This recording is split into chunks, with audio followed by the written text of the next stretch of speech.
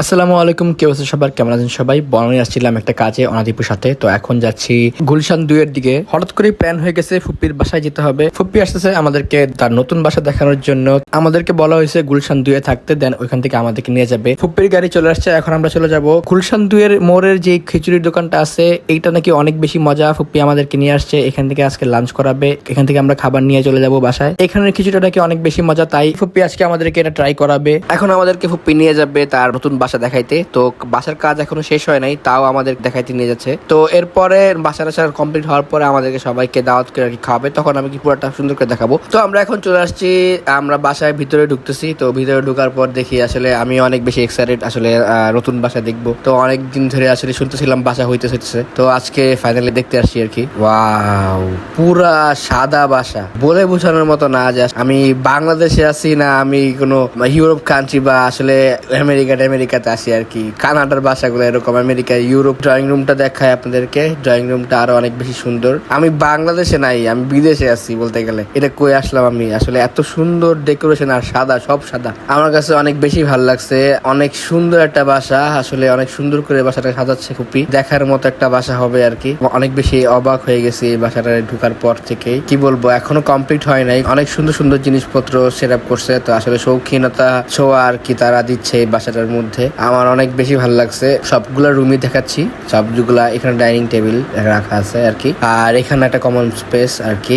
আর কিচেনটা অনেক বড়, কিচেনটা আমি দেখছি, কিচেনটা অনেক বড় ছিল। এটা হলো ফুপির রুম, এইটা অনেক বেশি সুন্দর। আর এখানে টিভি বসবে, আর এখানে একটা কাভার্ট আছে। আর এটা হলো ফুপির সুন্দর একটা বাথরুম, এখানে কালো, সবকিছু কালো করছে উনি। তো ওনার মতো করে নিয়ে সাজাইছে, অনেক সুন্দর হয়েছে, আমার অনেক ভালো লাগছে।